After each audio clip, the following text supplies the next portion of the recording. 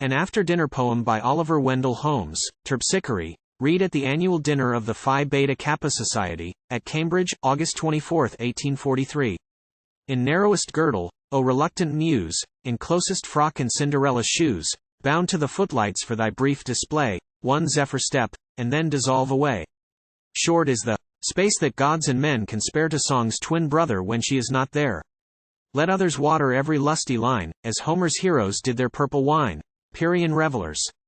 No in strains like these the native juice, the real honest squeeze, strains that, diluted to the 20th power, in yon grave temple might have filled an hour. Small room for fancy's many-chorded lyre, for wit's bright rockets with their trains of fire, for Pathos, struggling vainly to surprise the iron tutor's tear-denying eyes, for Mirth, whose finger with delusive wile turns the grim key of many a rusty smile, for Satire, emptying his corrosive flood on hissing folly's gas-exhaling brood, the pun, the fun, the moral, and the joke, the hit, the thrust, the pugilistic poke, small space for these, suppressed by niggard time, like that false matron, known to nursery rhyme, insidious Maury, scarce her tale begun, ere listening infants weep the story done. Oh, had we room to rip the mighty bags that time, the harlequin, has stuffed with rags. Grant us one moment to unloose the strings, while the old greybeard shuts his leather wings. But what a heap of motley trash appears crammed in the bundles of successive years. As the lost rustic on some festal day stares through the concourse in its vast array, where in one cake a throng of faces runs, all stuck together like a sheet of buns, and throws the bait of some unheeded name, or shoots a wink with most uncertain aim, so roams my vision, wandering over all, and strives to choose, but knows not where to fall. Skins of flayed authors, husks of dead reviews, the turncoat's clothes, the office-seeker's shoes, scraps from cold feasts, where conversation runs through moldy toasts to oxidated puns, and grating songs a listening crowd endures, rasp from the throats of bellowing amateurs. Sermons, whose writers played such dangerous tricks their own heresiarchs called them heretics. Strange that one term such distant poles should link, the priestlian's copper and the Pusian's zinc. Poems that shuffle with superfluous legs, a blindfold minuet over addled eggs, where all the syllables that end in ed, like old dragoons, have cuts across the head. Essays so dark Champollion might despair to guess what mummy of a thought was there, where our poor English, striped with foreign phrase, looks like a zebra in a parson's chaise. Lectures that cut our dinners down to roots, or prove, by monkeys, men should stick to fruits, delusive error, as at trifling charge Professor Gripes will certify at large. Mesmeric pamphlets, which to facts appeal, each fact is slippery as a fresh-caught eel. And figured heads, whose hieroglyphs invite to wandering knaves that discount fools at sight. Such things as these, with heaps of unpaid bills, and candy puffs and homeopathic pills, and ancient bell crowns with contracted rim, and bonnets hideous with expanded brim, and coats whose memory turns the Sartor pale, their sequels tapering like a lizard's tail.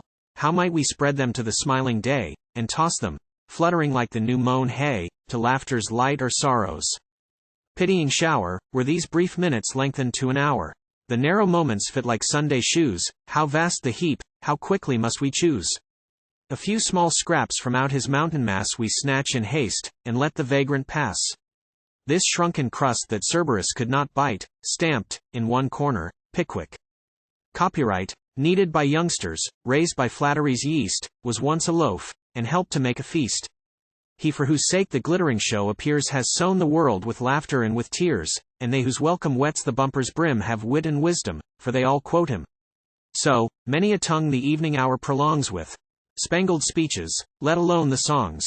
Statesmen grow merry, lean attorneys laugh, and weak teetotals warm to half and half, and beardless tullies, new to festive scenes, cut their first crop of youth's precocious greens, and wits stand ready for impromptu claps, with loaded barrels and percussion caps, and Pathos, cantering through the minor keys, waves all her onions to the trembling breeze, while the great feasted views with silent glee his scattered limbs in Yankee fricassee.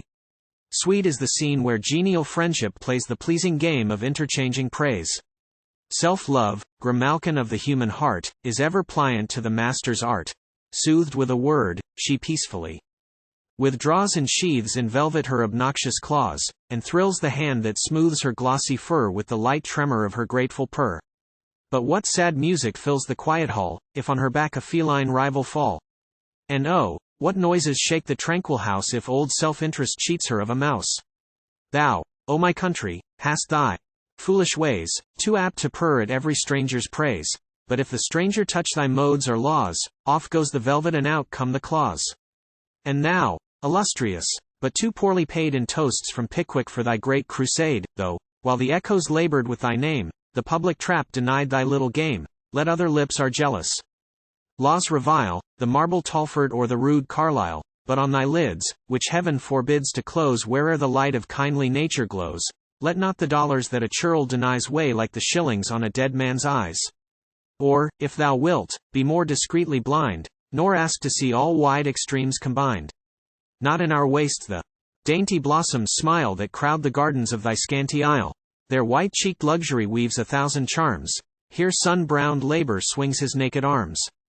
Long are the furrows he must trace between the ocean's azure and the prairie's green.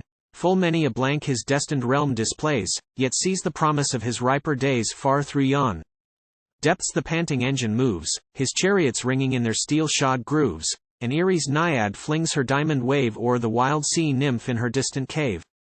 While tasks like these employ his anxious hours, what if his cornfields are not edged with flowers? Though bright as silver the meridian beams shine through the crystal of thine English streams, turbid and dark the mighty wave is whirled that drains our Andes and divides a world. But lo, a parchment, surely it would seem the sculptured impress speaks of power supreme. Some grave design the solemn page must claim that shows so broadly an emblazoned name. A sovereign's promise. Look, the lines afford all honor gives when caution asks his word. Their sacred faith has laid her snow-white hands, and awful justice knit her iron bands. Yet every leaf is stained with treachery's dye, and every letter crusted with a lie. Alas, no treason has degraded yet the Arab's salt, the Indian's calumet. A simple rite, that bears the wanderer's pledge, blunts the keen shaft and turns the dagger's edge, while jockeying senates stop to sign and seal, and freeborn statesmen legislate to steal. Rise, Europe, tottering with thine Atlas load, turn thy proud eye to freedom's blessed abode, and round her forehead, wreathed with heavenly flame, bind the dark garland of her daughter's shame. Ye ocean clouds, that wrap the angry blast, coil her stained ensign round its haughty mast, or tear the fold that wears so foul a scar, and drive a bolt through every blackened star. Once more, once only, we must stop so soon. What have we here? A German silver spoon.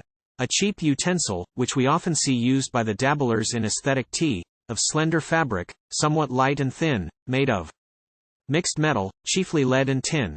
The bowl is shallow, and the handle small, marked in large letters with the name Jean-Paul. Small as it is, its powers are passing strange, for all who use it show a wondrous change. And first, a fact to make the barbers stare, it beats Macassar for the growth of hair.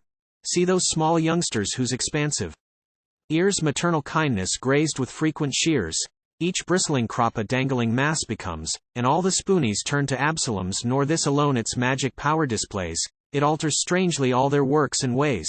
With uncouth words they tire their tender lungs, the same bald phrases on their 100 tongues, ever, the ages, in their page appear, alway. The bedlamite is called a seer. On every leaf the earnest sage may scan, portentous bore their many-sided man, a weak eclectic, groping vague and dim, whose every angle is a half-starved whim, blind as a mole and curious as a lynx, who rides a beetle, which he calls a sphinx. And oh, what questions asked in clubfoot! Rhyme of earth the tongueless and the deaf-mute time. Here babbling insight shouts in nature's ears his last conundrum on the orbs and spheres. Their self-inspection sucks its little thumb, with, whence am I? And, wherefore did I come?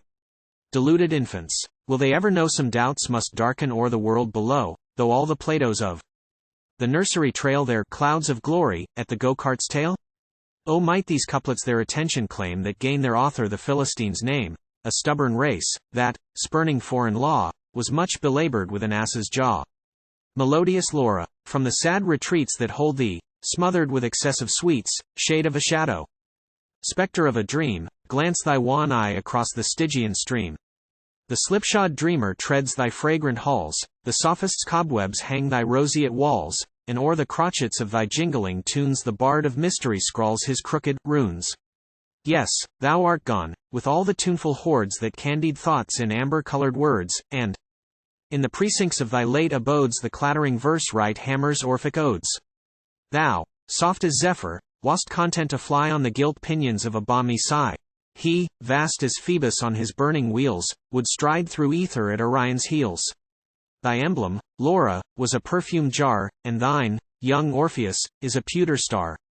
The balance trembles, be its verdict told when the new jargon slumbers with the old. Cease, playful goddess, from thine airy bound drop like a feather softly to the ground. This light bolero grows a ticklish dance, and there is mischief in thy kindling glance. Tomorrow bids thee, with rebuking frown, change thy gauze tunic for a homemade gown, too blessed by fortune if the passing day adorn thy bosom with its frail bouquet, but oh, still happier if the next forgets thy daring steps and dangerous pirouettes.